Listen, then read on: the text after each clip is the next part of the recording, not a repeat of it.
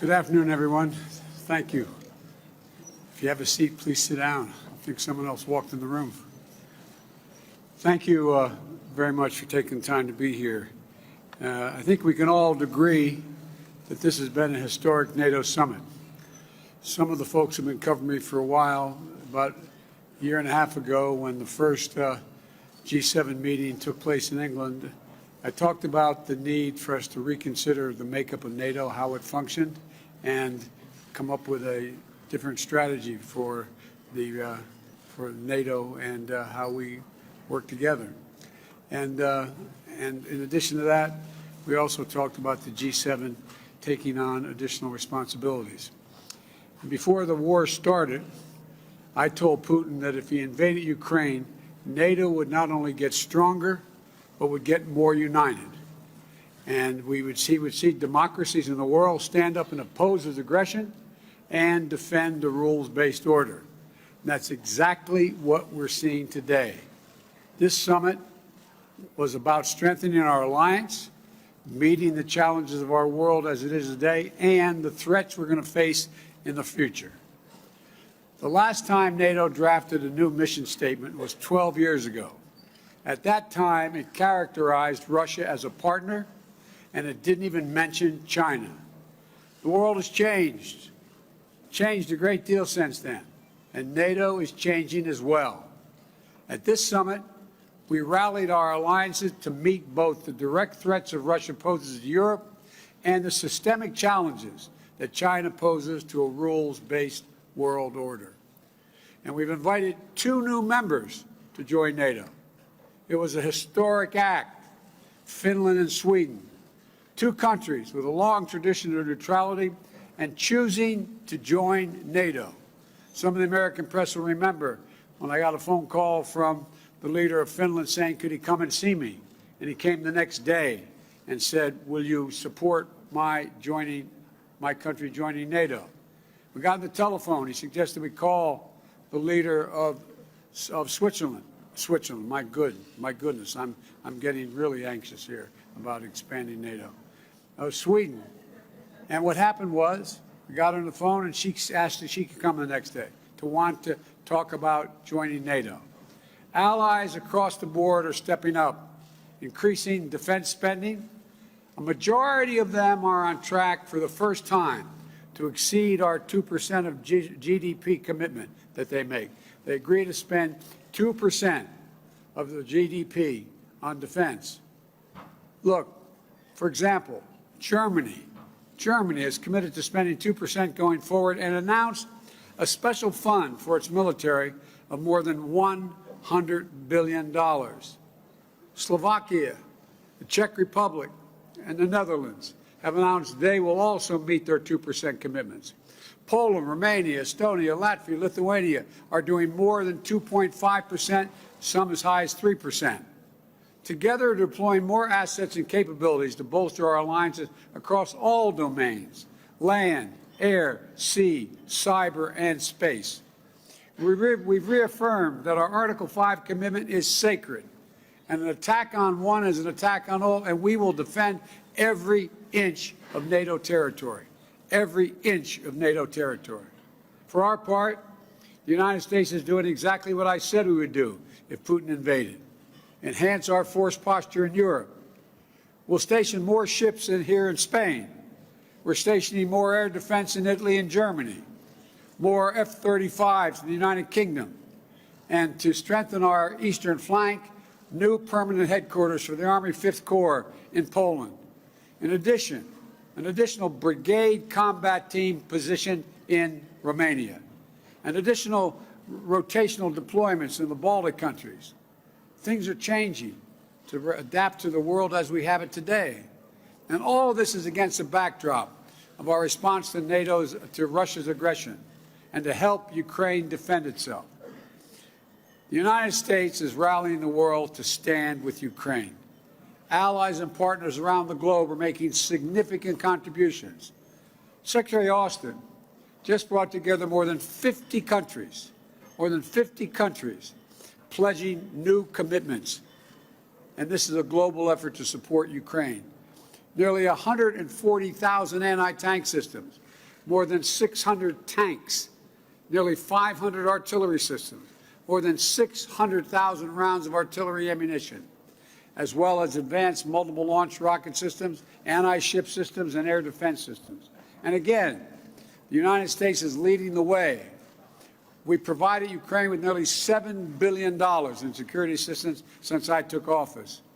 The next few days, we intend to announce more than $800 million more, including new advanced Western air defense systems for Ukraine, more artillery and ammunition, counter battery radars, additional ammunition for the HIMARS multiple launch rocket systems we've already given Ukraine, and more HIMARS coming from other countries as well.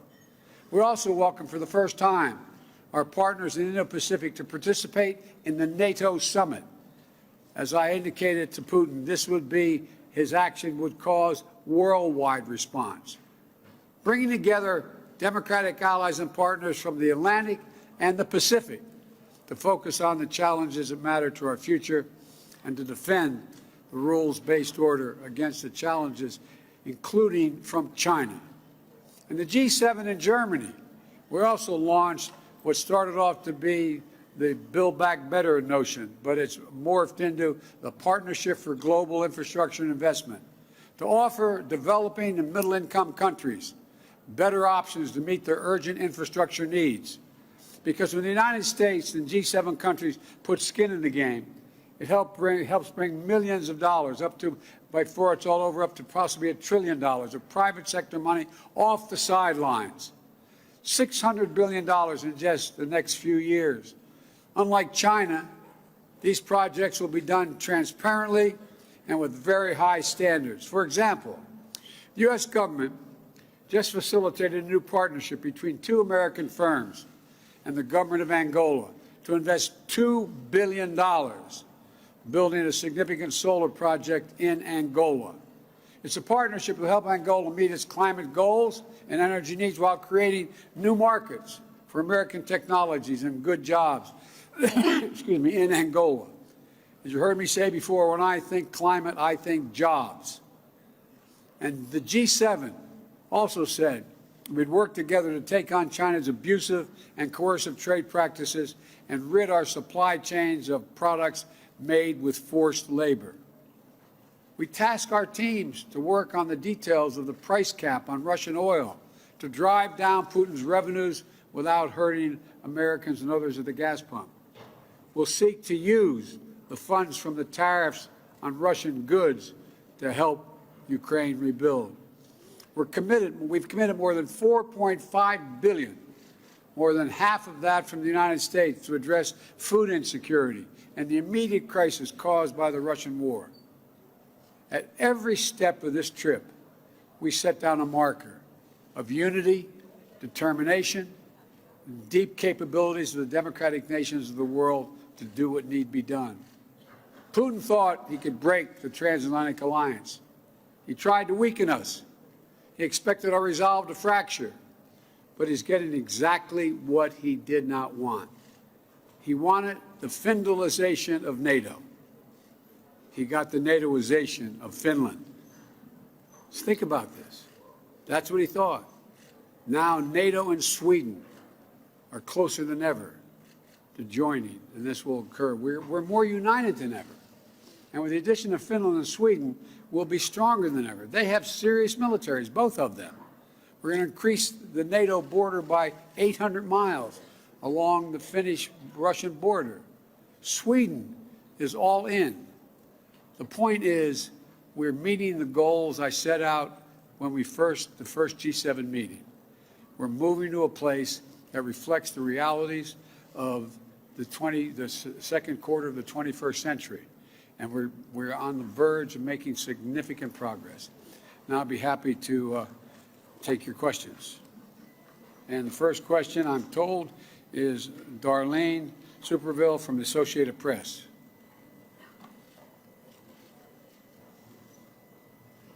Thank you, Mr. President. 2 questions, please. Of course. America is back was your motto at the first NATO summit last year, and you've come to this summit here and the one in Germany after the U.S. Supreme Court overturned constitutional protections for abortion, after the shootings in Buffalo and Texas, at a time of record inflation, and as new polling this week shows that 85% of the U.S. public thinks the country is going in the wrong direction.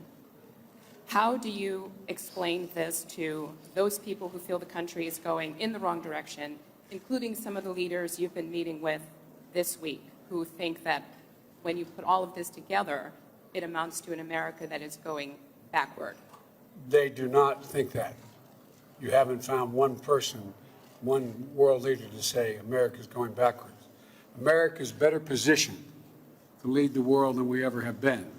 We have the strongest economy in the world. Our inflation rates are lower than other nations in the world.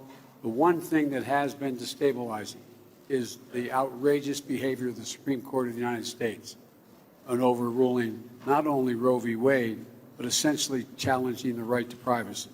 We've been a leader in the world in terms of personal rights and privacy rights, and it is a mistake, in my view, for the Supreme Court to do what it did. But I have not seen anyone come up to me do anything other than, nor have you heard them say anything other than, thank you for America's leadership. You've changed the dynamic of NATO and the G7. So I can understand why the American people are frustrated because of what the Supreme Court did. I can understand why the American people are frustrated because of inflation. But inflation is higher in almost every other country. Prices of the pump are higher in almost every other country. We're better positioned to deal with this than anyone, but we have a way to go. And the Supreme Court, we have to change that decision by codifying Roe v. Wade. There were some comments by some of your counterparts after the U.S. Supreme Court ruling. But my second question is, G7 leaders this week pledged to support Ukraine, quote, for as long as it takes. And I'm wondering if you would explain what that means to the American people, for as long as it takes. Does it mean indefinite support from the United States for Ukraine, or will there come a time when you have to say to President Zelensky that the United States cannot support his country any longer? Thank you. We are going to support Ukraine as long as it takes. Look at the impact that the war on Ukraine has had on Russia. They've had to renege on their national debt for the first time since the beginning, almost well over 100 years. They've lost 15 years of the gains they made in terms of their economy. They're in a situation where they're having trouble because of my imposition of dealing with what can be exported to Russia in terms of technology. They can't even, they're going to have trouble maintaining oil production because they don't have the technology to do it. They need American technology. And they're also in a similar situation in terms of their weapons systems and some of their military systems. So they're paying a very, very heavy price for this.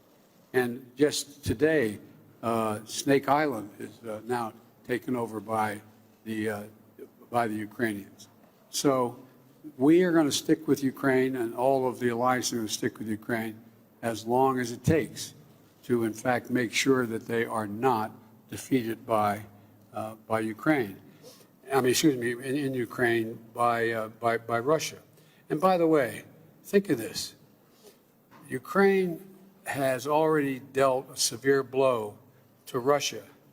Russia, in fact, has already lost its international standing. Russia's in a position where the whole world's looking and saying, wait a minute, all this effort, you tried to take the whole country, you tried to take Kyiv, you lost, you've tried to take the Donbass and all of it, you haven't done that yet. The generic point is that we're supplying them with the capacity and the overwhelming courage they've demonstrated that, in fact, they can continue to resist the Russian aggression. And so I don't know how it's going to end, but it will not end with a Russian defeat of Ukraine in Ukraine. I'm supposed to go down the list here. Jim Tankersley, New York Times. Mr. President, thank you.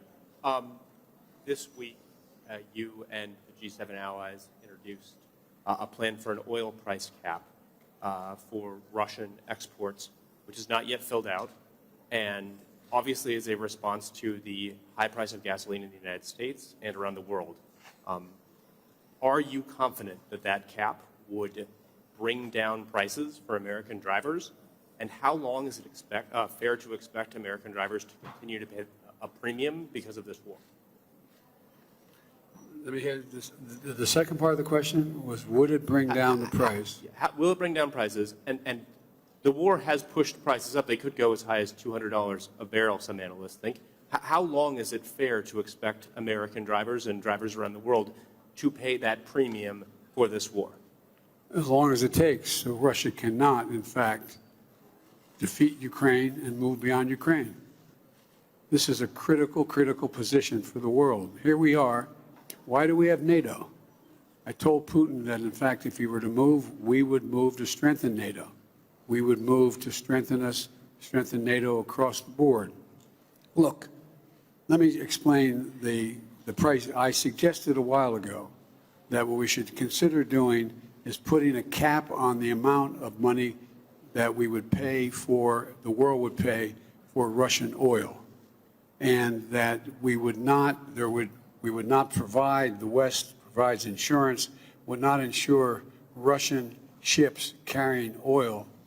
We would not provide insurance for them, so they would have great difficulty getting customers. The point is that we've said to them, here's the deal.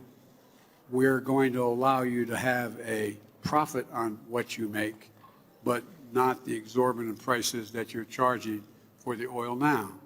We've delegated a commission, a group of our national security people to sit down and work out that mechanism. We think it can be done. We think it can be done, and it would drive down the price of oil, and it would drive down the price of gasoline as well. In addition, at home, I have also called for changes. I've released 1 million barrels of oil per day from our oil reserve, and in addition to getting other nations to move forward, a total of 240 million barrels of oil to release from the Strategic Petroleum Reserve, number one. Number two, I've asked Congress, would they in fact go and temporarily end the tax on gasoline at the pump? And thirdly, to ask the states to do the same thing.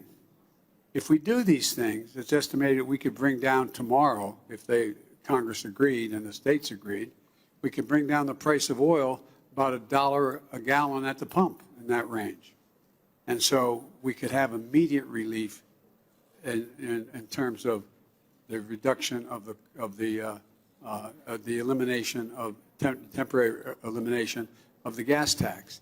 And so I think there's a lot of things we can do and we will do, but the bottom line is, ultimately, the reason why gas prices are up is because of Russia. Russia. The reason why the food crisis exists is because of Russia. Russia not allowing grain to get out of Ukraine. And so that's the way in which I think we should move, and I think it would have a positive impact on the price at the pump as well.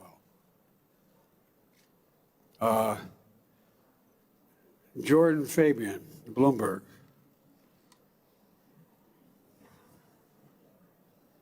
Thank you, Mr. President. Thank you, Mr. President. I also have two questions for you. Of course. Thanks. The first one is on Turkey. What assurances, if any, did you make to President Erdogan about his request for new F-16 jets for his military? What I said was I said back in December, as you'll recall. We should sell them the F-16 jets and modernize those jets as well. It's not in our interest not to do that, and I indicated to them that I've not changed my position at all since December. And there was no quid pro quo with that. It was just that we should sell, but I need congressional approval to be able to do that, and I think we can get that. And my second question is on your trip to Saudi Arabia, which is coming up next month. As we just discussed, Americans are paying almost $5 a gallon nationally on average for gas. So do you expect to ask the Crown Prince or the King to increase oil production? And if so, how will you balance that with your desire to hold them accountable for their human rights abuses? Well, first of all, that's not the purpose of the trip. The purpose of the trip, first of all, I'm starting off on that trip in Israel. The Israelis believe it's really important that I make the trip. In addition to that, what we're trying to do is that the G7, it's the Gulf states plus 3. And so I'm sure that it's in Saudi Arabia, but it's not about Saudi Arabia. It's in Saudi Arabia. And so there's no commitment that is being made, or I'm not even sure. I guess I will see the king and the crown prince, but that's not the meeting I'm going to. They'll be part of a much larger meeting.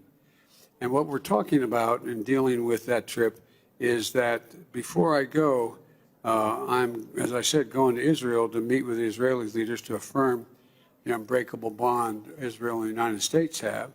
And part of the purpose is the trip to the Middle East is to deepen Israel's integration into the region, which I think we're going to be able to do, and which is a good for peace and good for Israeli security. And that's why Israel leaders have come out so strongly for my going to Saudi. But the overall piece here is we're also going to try to reduce the deaths and the war that's occurring. I mean, there's a whole range of things that go well beyond anything having to do with Saudi in particular. But if you were to see the crown prince or the king, would you ask them to increase oil production? No, I'm not going to ask. I'm going to ask. All the Gulf states are meeting. I've indicated to them that I thought they should be increasing oil production generically, not to the Saudis particularly. And I think I hope we see them in their own interest concluding that makes sense to do. And, they have real concerns about what's going on in Iran and other places in terms of their security as well, all of them.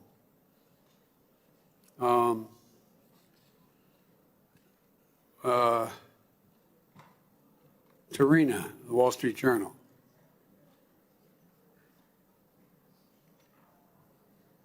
Thank you, Mr. President. I'm going to keep the trend and also ask 2 questions, if that's okay. One on the summit and one domestic question. On the summit, you just said that there would be another round of security assistance for Ukraine. After hearing President Zelensky's assessment that the war needs to end before the winter, are you changing your calculation in terms of the pace of the assistance and what kind of assistance you're sending to Ukraine? No, the war could end tomorrow, by the way, if Russia stops its irrational behavior. So, when the war will end, I hope it ends sooner than later. But for it to end, they have to be in a position where the Ukrainians have all that they can reasonably expect, we can reasonably expect to get to them in order to provide for their physical security and their defenses. And so one does not relate to the other. We're going to be providing another, well, I guess I'll announce it shortly, but another $800 million in aid for additional weaponry, including, weapons, including air defense system, as well as offensive weapons.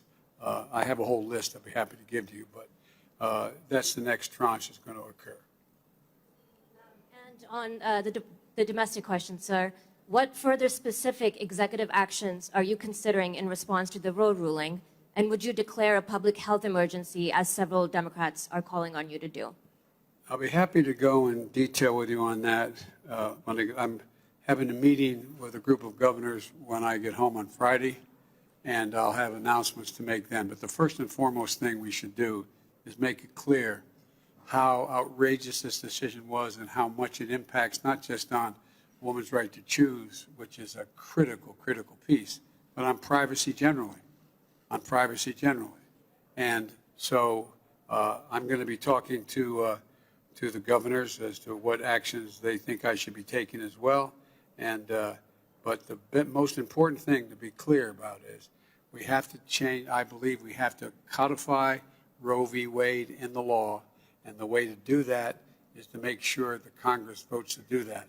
And if the filibuster gets in the way, it's like voting rights. It should be we provide an exception for this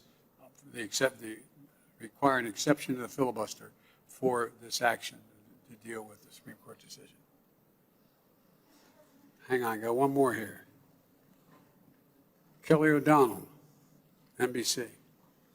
Thank you, Mr. President. Well, you just made some news saying you would support changing the filibuster rules to codify abortion rights broadly across the country. Right to privacy, not just abortion rights, but yes, abortion rights. Can you describe for us, sir, many Americans are grappling with this. What is your sense today about the integrity and the impartiality of the Supreme Court? Should Americans have confidence in the court as an institution? And your views on abortion have evolved in your public life. Are you the best messenger to carry this forward when Democrats, many of them, many progressives, want you to do more? Yeah, I am. I'm the President of the United States of America. That makes me the best messenger. And I really think that it's a serious, serious problem that the court has thrust upon the United States, not just in terms of the right to choose, but in terms of the right to who you can marry, a whole range of issues relating to privacy. And I have written way back a number of law review articles about the Ninth Amendment and the 14th Amendment and why that privacy is considered as part of a constitutional guarantee. They've just wiped it all out. And so I'm the only president they got, and I feel extremely strongly that I'm going to do everything in my power, which I legally can do in terms of executive orders, as well as push the Congress and the public. The bottom line here is, if you care, if the polling data is correct, and you think this decision by the court was an outrage or a significant mistake, vote. Show up and vote. Vote in the off year and vote, vote, vote. That's how we'll change it. All right, guys. No, there's no such thing as a quick one. I'm out of here. Thank you all very much. Which way am I going? This way?